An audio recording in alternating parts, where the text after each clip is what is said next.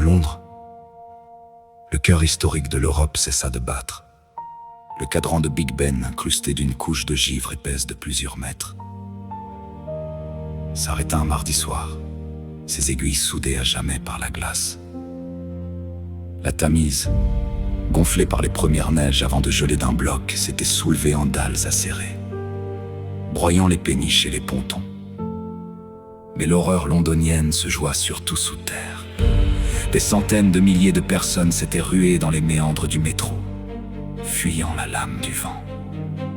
L'espace confiné offrit une illusion de chaleur, nourrie par l'haleine et la panique de la foule. Mais l'eau, les canalisations éventrées de la ville, s'infiltra par les bouches d'aération. Lorsque les générateurs de secours rendirent l'âme, le gel envahit les tunnels.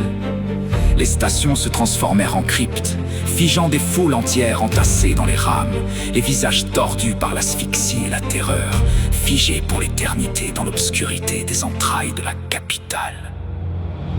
Paris, la ville-lumière fut éteinte, l'architecture haussmannienne, avec ses toits de zinc pittoresques, se révéla être un piège mortel.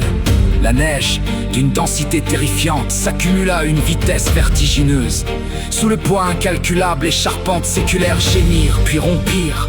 Des immeubles entiers s'effondrèrent sur eux-mêmes, leurs planchers cédant en cascade, écrasant les familles qui s'y terraient, serrées les unes contre les autres près de cheminées inutiles. La tour Eiffel, ce colosse de fer, devint le paratonnerre du blizzard. L'humidité se condensa sur son treillage, accumulant des centaines de milliers de tonnes de glace pure. Un mois après le début du cataclysme, dans un hurlement de métal torturé qui déchira la nuit parisienne, le tiers supérieur du monument plia, se brisa et s'écrasa sur le champ de Mars, dans une gerbe de neige sale et de poutrelles disloquées. Les catacombes furent prises d'assaut, mais là aussi, le froid s'insinua, et les crânes des ancêtres accueillirent le dernier soupir des vivants. Si les villes du Nord souffraient, l'anéantissement fut d'une violence encore plus insoutenable pour les cités du Sud et de l'Équateur. À Mexico, perchée à plus de 2000 mètres d'altitude, la chute de température fut si abrupte qu'elle provoqua des chocs thermiques mortels. La ville, peuplée de plus de 20 millions d'âmes, ne possédait quasiment aucune isolation, aucun système de chauffage.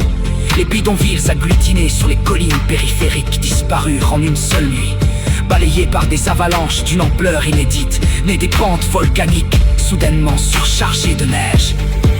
Les toits de tôle s'écrasèrent sous le poids, mutilant ou étouffant les habitants. Les avenues immenses devinrent des fleuves de glace, balayés par un vent chargé de cendres volcaniques, mêlés à la neige, aveuglant et étouffant ceux qui tentaient de fuir. Les églises s'emplirent de fidèles priant un Dieu qui semblait avoir détourné le regard, jusqu'à ce que les vitraux n'explosent sous la pression de la tempête, laissant entrer le souffle glacial qui figea les prières sur leurs lèvres.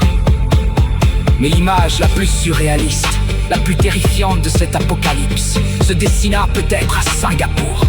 La cité-état équatoriale, habituée à une chaleur moite et étouffante, fut frappée de plein fouet. Les fameux super-tris de Garden by the Bay, immenses structures métalliques recouvertes de végétation luxuriante, se transformèrent en monstrueuses stalactites géantes. La flore exotique, congelée en quelques minutes, se brisait comme du verre au moindre coup de vent. Les complexes résidentiels ultramodernes, conçus pour ventiler l'air chaud, offrirent des passages ouverts au blizzard. Les systèmes de climatisation, inversés par des algorithmes affolés, explosèrent, déclenchant des incendies électriques qui s'éteignaient presque aussitôt, privant la ville de toute énergie.